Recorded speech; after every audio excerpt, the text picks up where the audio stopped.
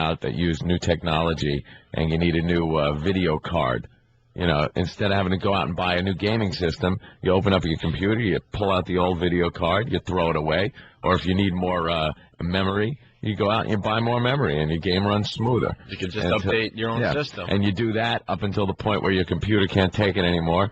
Then you throw that away, and you buy a brand new computer and start the whole system over again. You should, you know, Anthony, his system is so ridiculous. He's got these massive fans and stuff that are cool. Oh, it's got a cooling room. It sounds like a power plant in my house when I kick over my computer. There's like turbo fans. Anthony loves his computers. I love that that's one of the things I like about being a dude. Like, the one thing is that we have so many void fillers. Oh, yeah. It's like, my birthday was yesterday. Happy birthday!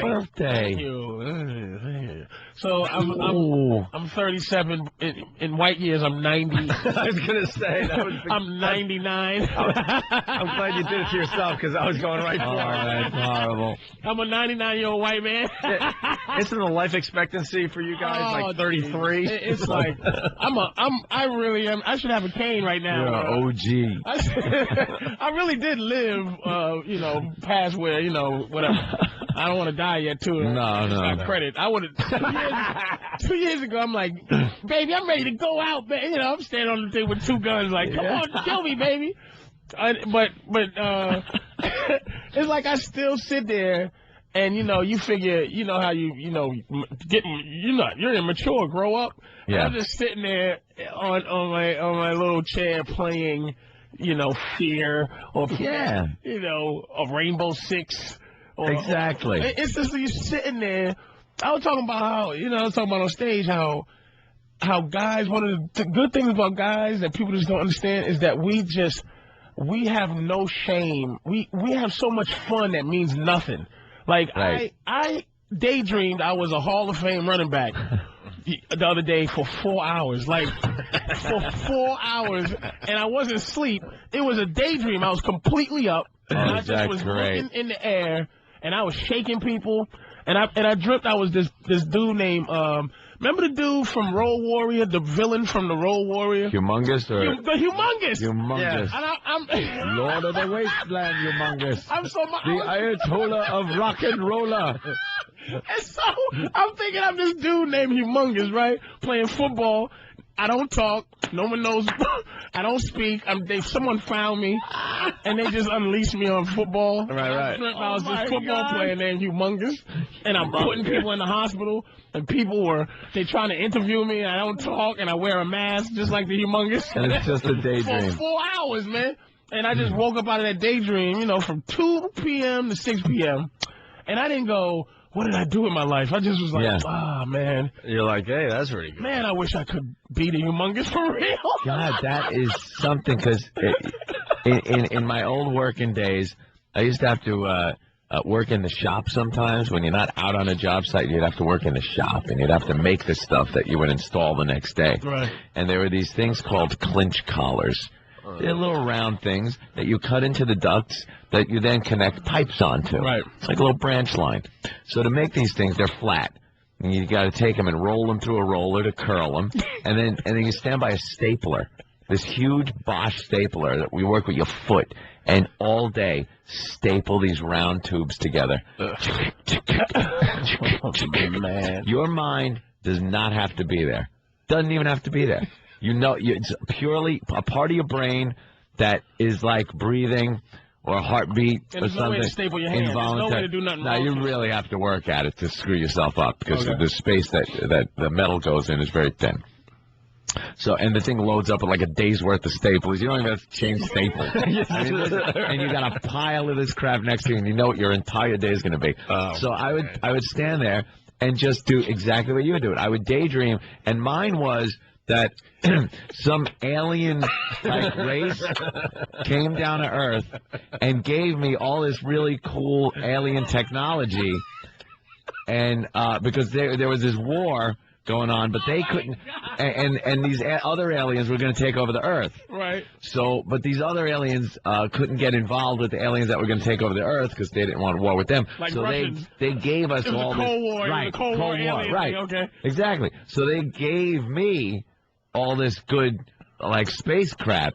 Like the Koreans. And I got my buddies, and we would like go up in our spaceships and, you know, kick some alien ass. And there I am. Stapling, but I'm saving the Earth. At the same time. I'm in my spaceship. Anthony Rogers in the 21st and a half century. Click, click, stapling away metal.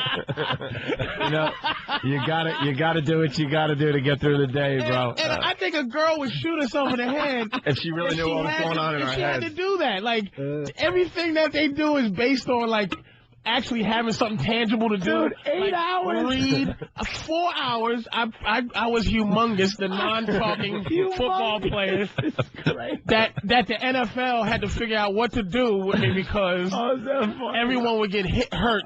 Right. So they got to change the rules because you're that damn good. I was not only good. Like anytime I hit you, a stretcher had to come out. The helmet and the shoes would fly off. And the announcer, ladies and gentlemen, you must hit another one.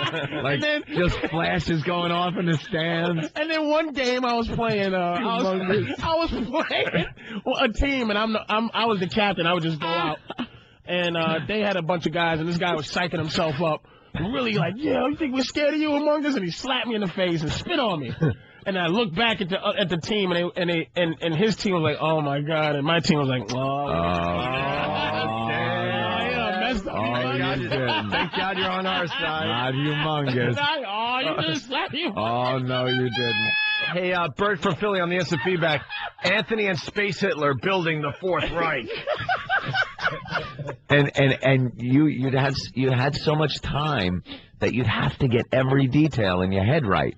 Like the smallest detail had to actually have some type of realism to it. No matter how weird these fantasies were, this was back probably 10, 12, and you remember 13 years ago. Exactly what it was. Oh, it had to be all the details. Like everybody couldn't be onto it. That's Buck Rogers. Yeah. Ant Rogers, baby. Like I had to keep all this secret. You know, I couldn't tell everybody. You know, so everything was in my. You said you had.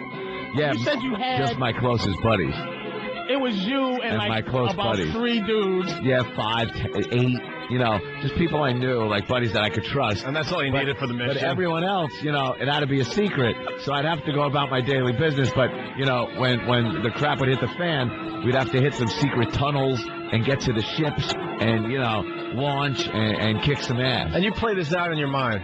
All afternoon long. This would go for 8 hours. 10-year-old daydream. This would go for hours and hours on end in my head as I just chickung staple, chickung, and I'd be annoyed like when lunchtime would come around and I'd have to stop stapling and talk to people because I'm like, dude, I'm kicking aliens. Wait a minute. What did the aliens look like? You know what they look like. What they looked like your typical kind of hack aliens. They were like your long, typical big eye dudes. They call them the Greys, you know, the with the big eyes and stuff. Right. The Close Encounters face. Yeah, that kind of stuff. And they had some kick-ass, you know, equipment, and they would like hide, you know, on the other side of the moon and stuff like that. And, you know, I gotta go zip out and kick ass and come back in time for dinner. Who were you in your daydream? Did you I was become me. better than I was you were? a tin knocker. No.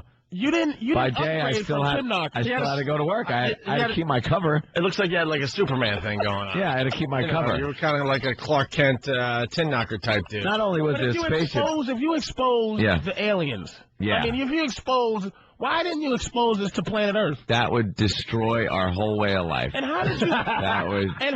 You build this? Where'd you get the materials for the laser beams and everything else? The aliens. The Cold War aliens that were against the aliens that were attacking Earth, they gave me all this stuff. They built all these underground bases.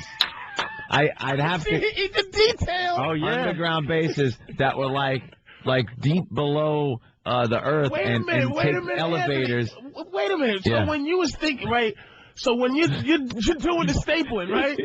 You're like in your head rationalizing every little detail. Make this logical. Like, okay, where would I? So you were saying, where would I hide the ship? Yeah. And he goes, underground. Underground. But they built the underground thing. They did everything for us. They're the coolest guys.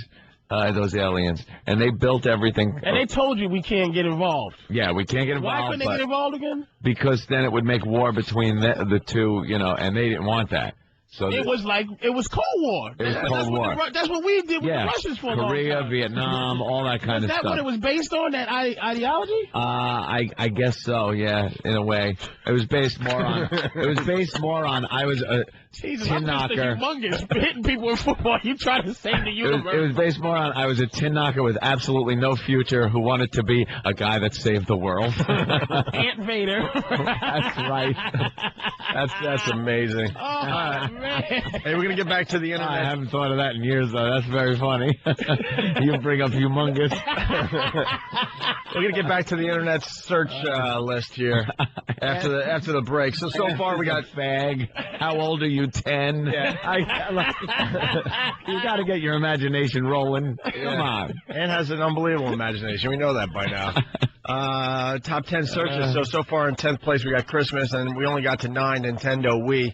It's the Blu-ray technology that's screwing up the profitability of the PS3. By the way, yes. No one knows which way it's going to go yet. Yeah, but Sony's got the Blu-ray. But that's that came in a million times, and that is correct. That is why it's going to be tough to make a profit anytime soon. By the way, I can't upgrade Pal Talk because I need an administrator permission. Which these computers are, come on.